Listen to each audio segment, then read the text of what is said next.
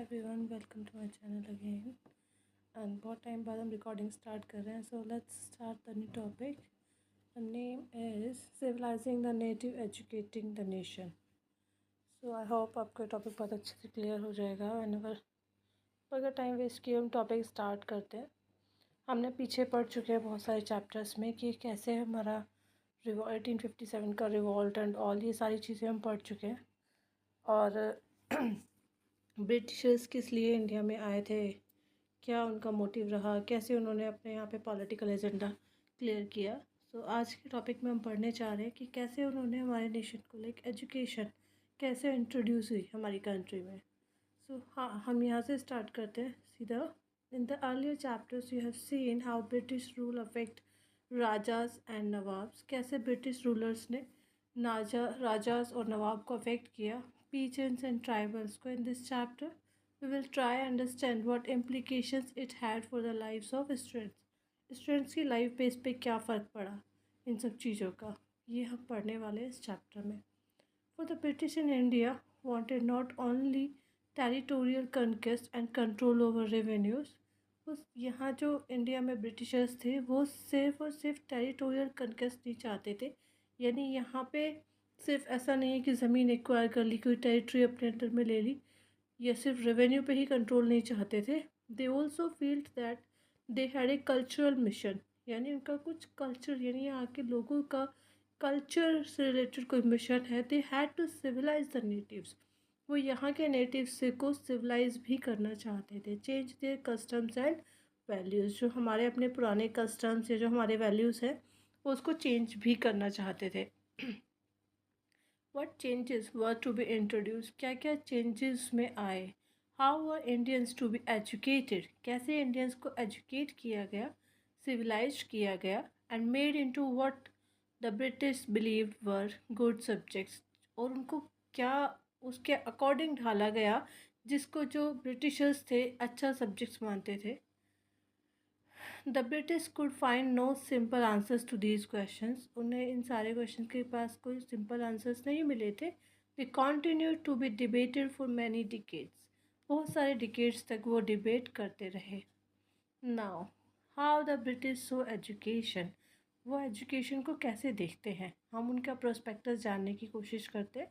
Late us look at what the British thought and did, how some of the ideas of education that we know take for granted evolved in the last 200 years। कैसे हमारी नई thoughts I, कैसे वो ideas हमारे last 200 में evolve हुए। In the process of this inquiry we will also see how Indians reacted to British ideas. हम इस सारी चीज़ें जब जानने की कोशिश करते हैं तो हमें एक चीज़ समझ में आती है यहाँ से कि कैसे इंडियंस ने भी रिएक्ट किया जो ब्रिटिशर्स के अपने आइडियाज़ थे।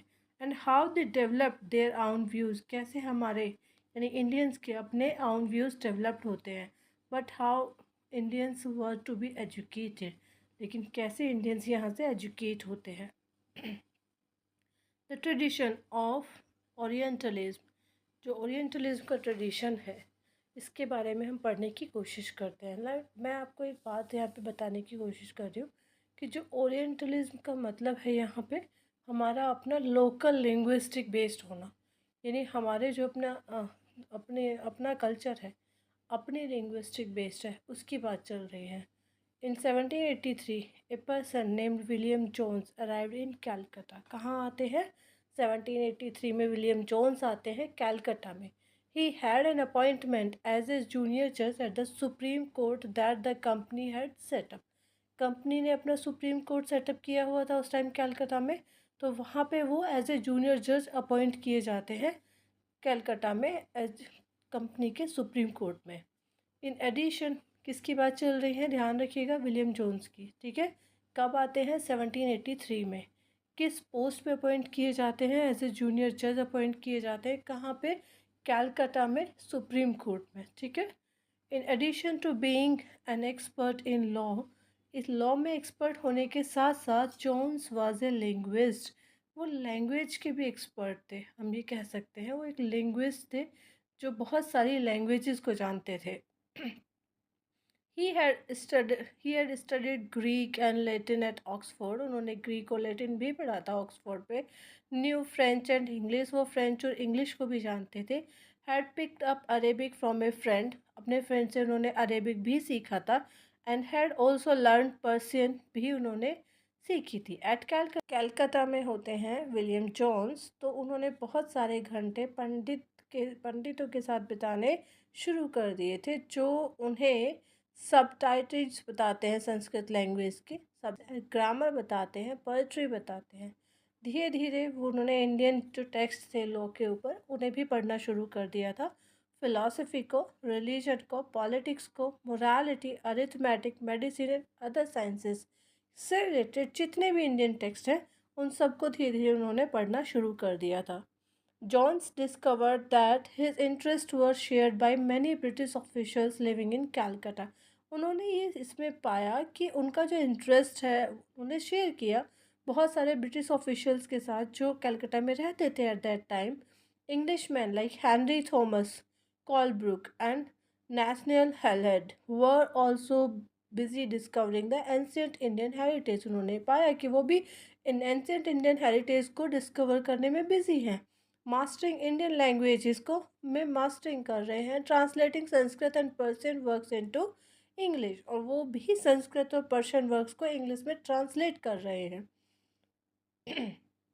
Together with them Jones set up the Asiatic Society of Bengal.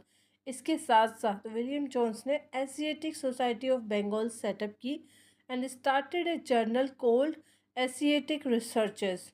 एक जर्नल स्टार्ट किया सॉरी जिसका नाम था एशियाटिक रिसर्चेस. किसकी बात चल रही है? विलियम जोन्स की. ठीक है. Jones and Colebrooke came to represent a particular attitude towards India. अब ये दोनों मिलके इंडिया के एक एटीट्यूड रखते हैं लोगों के सामने. दे shared a deep respect for ancient cultures. वो जो एंशियंट कल्चर का जो रिस्पेक्ट करते हैं वो उसको शेयर करते हैं. Both of India and the west, वो दोनों के ही एंशियंट कल्चर की रिस्पेक्ट करते हैं जिसको वो लोगों के सामने बताते हैं. Indian civilisation they felt had attained its glory in the ancient past. वो मानते हैं, वो इसको फील करते हैं कि जो इंडियन सिविलाइजेशन है उसने अपने पास्ट में अपनी चरम सीमा पे पहुंचा था. बट हैड सब्सिक्वेंटली डिक्लाइन, धीरे धीरे वो गिरता चला गया, डिक्लाइन होता चला गया. In order to understand India को समझने के लिए it was necessary to discover the sacred and legal text that were produce in the ancient period. India को समझने के लिए ये ज़रूरी हो जाता है कि हम उनकी जो पवित्र और लीगल टेक्स्ट बुक्स हैं एंशिएंट पीरियड की उनको समझें, उनको पढ़ने की कोशिश करें. For only those texts could reveal the real ideas and laws of the Hindus and Muslims. सिर्फ यही टेक्स्ट उनके हिंदूज के और मुस्लिम्स के रियल आइडियाज़ और लॉज को रिवील कर सकते हैं. And only a new study of these texts could form the basis of future development in India. एक नई स्टडी अगर हम इन टेक्स्ट की करें तो ये इंडिया के फ्यूचर डेवलपमेंट का भी बेस बन सकता है, बेसिस हो सकता है. So Jones and Colebrooke went about discovering ancient text. वो पुरानी किताबों को, हमारे जो एंशियंट टेक्स्ट है उनको डिस्कवर करना शुरू कर देते हैं. अंडरस्टैंडिंग देयर मीनिंग, उनके मीनिंग्स को समझने की कोशिश करते हैं, उनको ट्रांसलेट करते हैं. And making their findings known to others, और उनके जो भी फाइंडिंग्स है वो लोगों को बताते हैं. This project they believe would not only help the British learn from Indian culture. इस प्रोजेक्ट में वो बिलीव करते हैं कि जो would not only help the British learn from Indian culture, सिर्फ ये इंडियन कल्चर को समझने के लिए ब्रिटिश को हेल्प नहीं करेगा, but it would also help Indians rediscover their own heritage. सिर्फ ब्रिटिशर्स को इससे हेल्प नहीं मिलेगी इंडियन कल्चर को समझने के लिए, इंडियंस को भी अपना हेरिटेज, अपना जो कल्चर है उसको समझने में हेल्प मिलेगी. And understand the lost glories of their past, और उस जो उनका ग्लोरीज रही पास्ट की, जो उनकी अच्छाई बड़े बड़े काम रहे हैं उसको भी समझने में हेल्प मिलेगी. So in this process the British would become the guardians of Indian culture as well as its masters. इस प्रोसेस में जो ब्रिटिश है वो इंडियन कल्चर के गार्जियंस बन जाते हैं और उसमें मास्टर्स भी बन जाते हैं, यानी उनको समझने वाले और उनको अच्छे से नॉलेज रखने वाले। इन्फ्लुएंस्ड बाय सच आइडियाज़, ऐसे आइडियाज़ से इन्फ्लुएंस्ड होके many company officials argue that the British ought to promote Indian rather then western learning. ऐसे आइडिया से इन्फ्लुएंस होके बहुत सारे कंपनी ऑफिशियल्स आर्ग्यू करते हैं कि ब्रिटिशर्स को प्रमोट करना चाहिए इंडियन को rather देन वेस्टर्न लर्निंग के कंपैरिजन में। They field that institutions should be set up to encourage the study of ancient Indian text and teach Sanskrit and Persian literature and poetry. वो ये feel करते हैं कि इंडिया के अंदर इंस्टीट्यूशन सेटअप कर देने चाहिए जिससे एनकरेजमेंट मिले इंडियन एंशियंट टेक्स्ट को स्टडी करने के लिए, संस्कृत को स्टडी करने के लिए, पर्शियन लिटरेचर पोएट्री को स्टडी करने के लिए। The officials also thought that Hindus and Muslims ought to be taught, Hindus और मुस्लिम्स को भी पढ़ाना चाहिए what they were already familiar with, जिससे वो पहले से ही फेमिलियर थे, and what they valued and treasured, जो उनकी वैल्यूज़ हैं, उनका जो खजाना है, उनका जो ट्रेजर है, मतलब उनका जो अपना कल्चर है। Not subjects that were alien to them, वो सब्जेक्ट्स नहीं जो उनके लिए विदेशी हैं, ठीक है।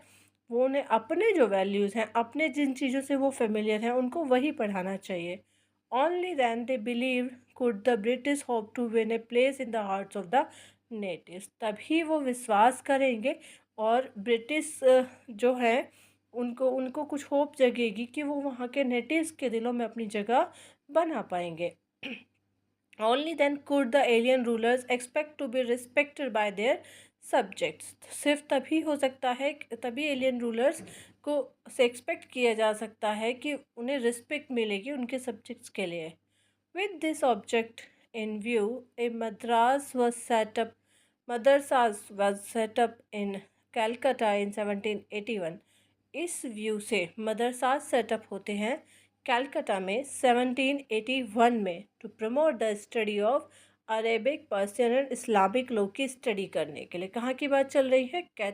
कैलकाटा की, इन ईयर 1781 में। And the Hindu college was established in Banaras in 1791 में, to encourage the study of ancient Sanskrit text that would be useful for the administration of the country के एडमिनिस्ट्रेशन के लिए जो यूज़फुल हो, ऐसा हिंदू टेक्स्ट के, संस्कृत टेक्स्ट की स्टडी करने के लिए हिंदू कॉलेज स्टैब्लिश्ड होता है बनारस में 1791 में। Not all officers share these views, अब सारे ऑफिसर्स के तो ऐसे व्यूज़ नहीं थे।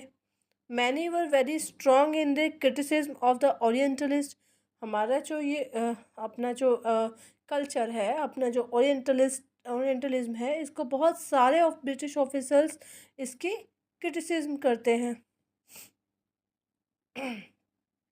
अब देखो यहाँ पे आपको एक इमेज दिखाई गई, ये बहुत ज़रूरी होता है, इसको आपको समझना होगा। This image represents how orientalist thought of British power in India, कैसे ओरिएंटलिस्ट ब्रिटिश पावर को सोचते हैं इंडिया में। You will notice that the majestic figure of Hasting, an enthusiastic supporter of the Orientalist, is placed between the standing figure of a Pandit on one side and a seated Munshi on the other side।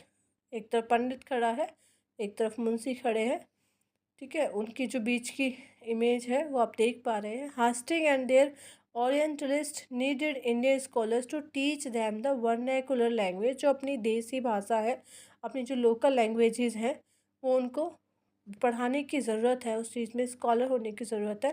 Tell them about local customs and laws को समझाने की ज़रूरत है। And help them translate and interpret ancient text को translate करना और interpret करने की ज़रूरत है। Hastings took the initiative to set up the Calcutta madrasas जो हेस्टिंग है, वॉरेन हेस्टिंग है, जो बीच में खड़े हुए हैं, वो इनिशिएटिव लेते हैं, वो इनिशिएट करते हैं कैलकाटा में मदरसा सेटअप करने में। And believe that the ancient customs of the country and oriental learning ought to be the basis of the British rule in India, और वो मानते हैं कि जो एंशिएंट कस्टम है कंट्री का और जो भी ओरिएंटल लर्निंग है वो हमारे इंडिया में ब्रिटिश रूल के लिए बेस बन के निकल के आएगी। तो आज के लिए इतना ही काफ़ी है गाइस। अगर आगे सब आपको पढ़ना है तो मेरे लेक्चर्स को कंटिन्यू कर लीजिएगा और चैनल को सब्सक्राइब कर लीजिएगा। Hope for the best. Bye bye.